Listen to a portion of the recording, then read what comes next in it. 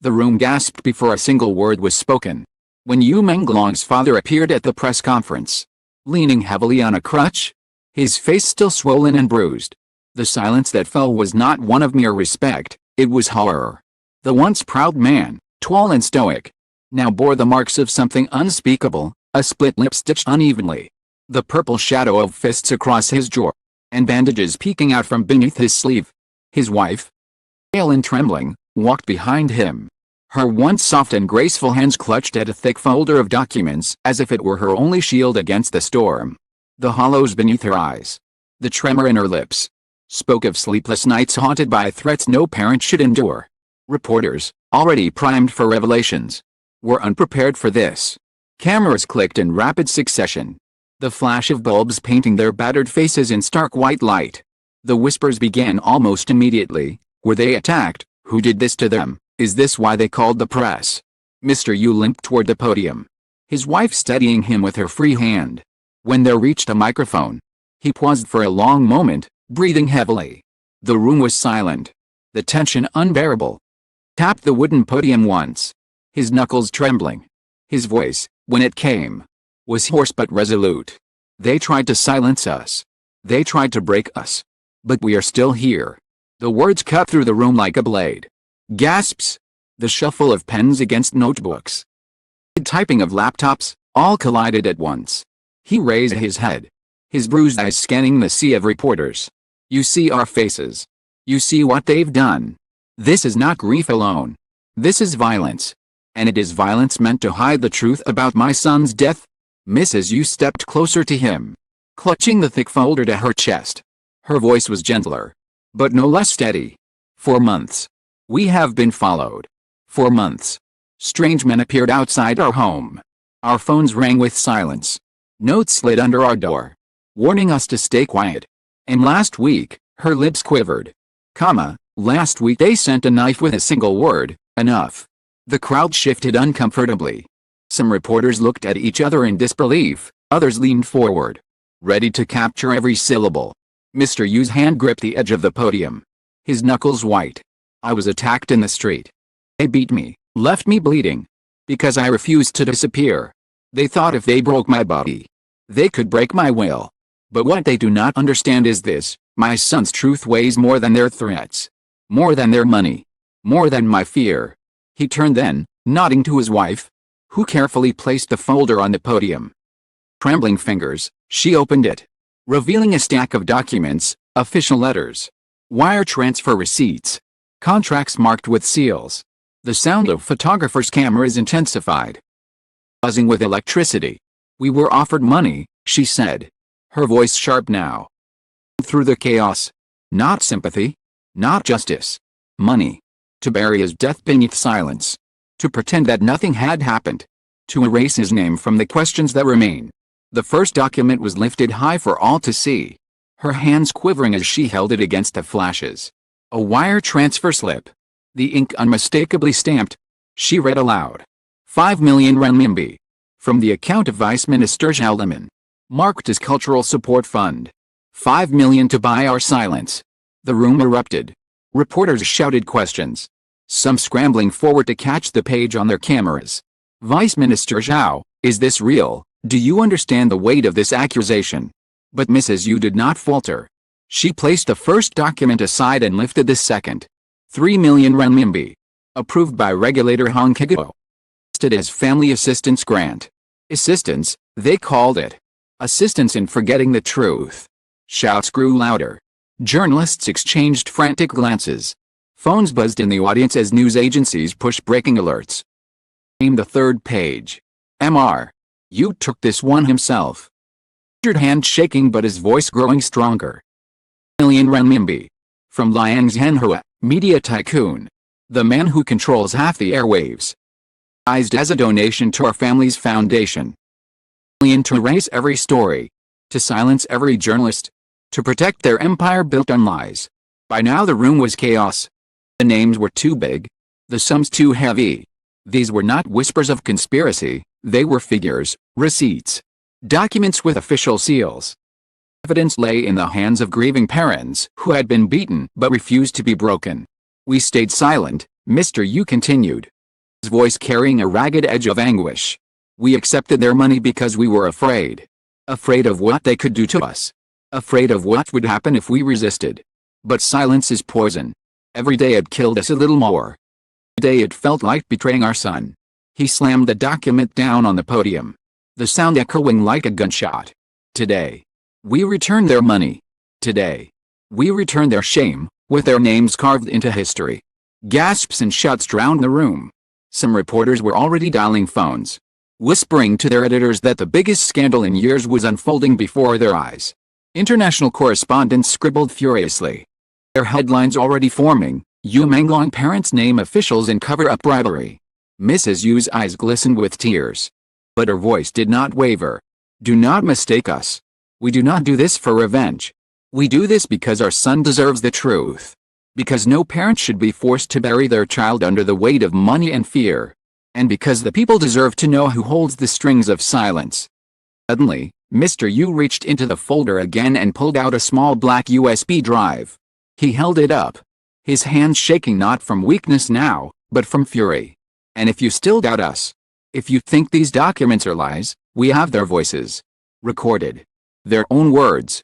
Words that cannot be denied. The room froze. Flashes dimmed. The shouting halted. For the first time, even the most hardened reporters sat in stunned silence. Mr. Yu's bruised face leaned closer to the microphone, his voice dropping into a whisper that felt louder than any scream. This is the price they paid for our silence. But today, we give it back, with their names and with their voices. Silence in the room was suffocating as the small USB drive lay on the podium, gleaming faintly under the harsh white light of the cameras. For a moment, it seemed the chaos of part one, the shouting, frantic questions, the blinding flashes, had evaporated into stunned, expectant quiet. Everyone knew that what would come next could either collapse into scandal or ignite a revolution. Mr. Yu's battered fingers trembled as he slid the USB into a laptop prepared by one of the younger relatives who had rushed to their side. The screen behind them flickered to life, projecting audio files with dates stamped clearly across the screen. A hush fell even deeper as Mrs. Yu clicked play. At first, there was static. Voice, low, deliberate, unmistakably authoritative, filled the speakers. The parents quiet. Give them what they want. Money does not work. Make sure they understand. No one must ever link his death to us. The room collectively gasped. Voice was calm, almost casual, as if ordering coffee rather than orchestrating silence. Reporters looked at each other, wide-eyed, already mouthing the name they thought they recognized. Mrs. Yu steadied herself, her voice barely above a whisper. That was Vice Minister Zhao Liman. The press exploded. Zhao Liman, the Vice Minister of Culture, are you certain? Questions ricocheted like bullets. But the parents did not retreat. Instead, another file was clicked. This time, the voice was sharper, impatient. $1 million is enough. They are grieving peasants. They will accept it. If they ask for more, remind them of what can happen if they don't cooperate. Mr. Yu's lips tightened. That is Han Kigo, the regulator who oversaw the Entertainment Bureau. The fury in the room was palpable. Journalists scribbled furiously. Already standing, trying to broadcast live updates. But it was the third recording that shattered whatever fragile composure remained in the hall. The voice, using arrogance and disdain, said, I will handle the media. $4 million for their so-called foundation. My networks will bury every story, every whisper. No one dares to print a word without my approval. The name was spoken by Mrs. Yu without hesitation. Liang's Henhua, media mogul. He paid to strangle the truth. A reporter dropped her pen. Another clutched his headset, whispering frantically to his editor, we have them.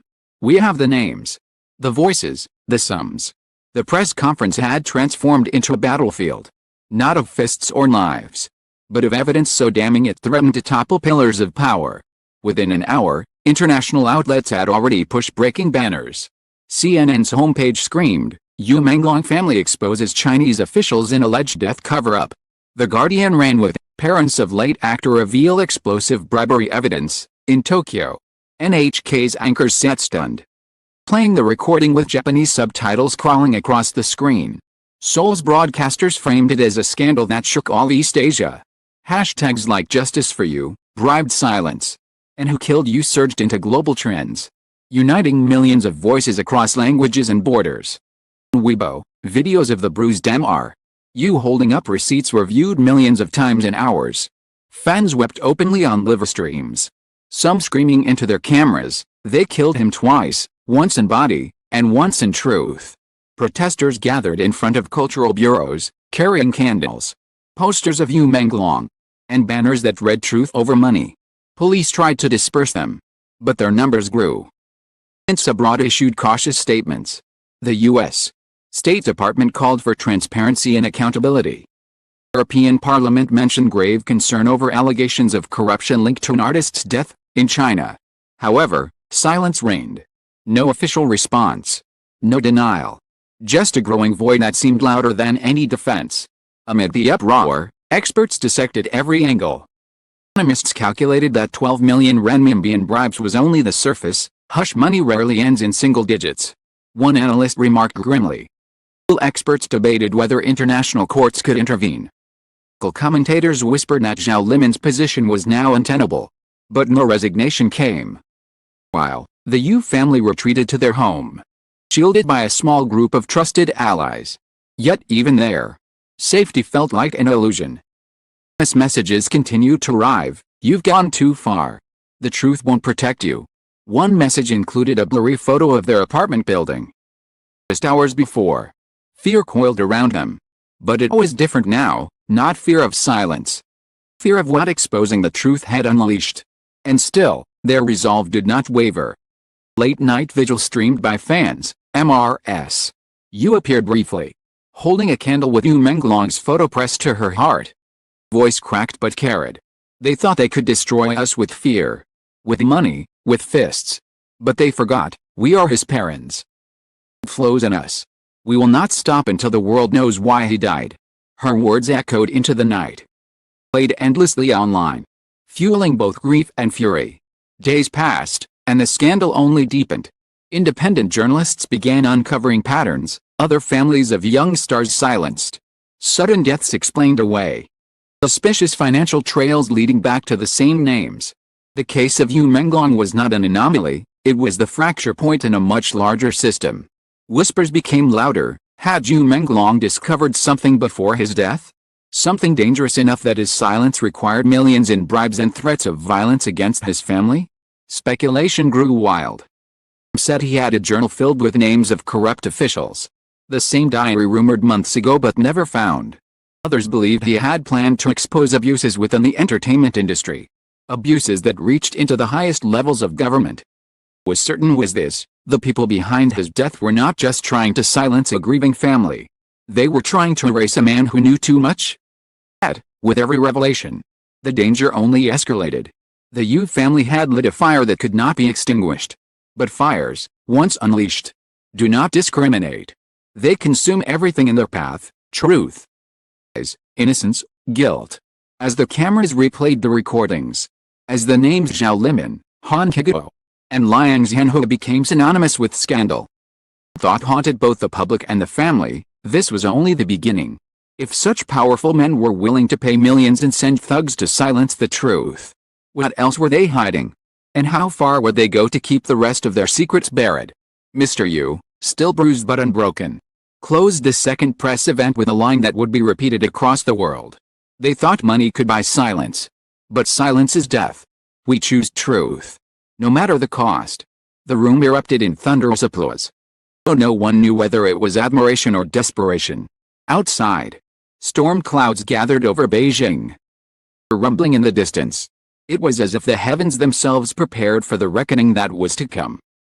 Part 2 closed not with resolution, but with the uneasy knowledge that the scandal was only a doorway into something deeper, darker, and far more dangerous. The truth of Menglong's death was no longer just a question of corruption, it had become a question of survival.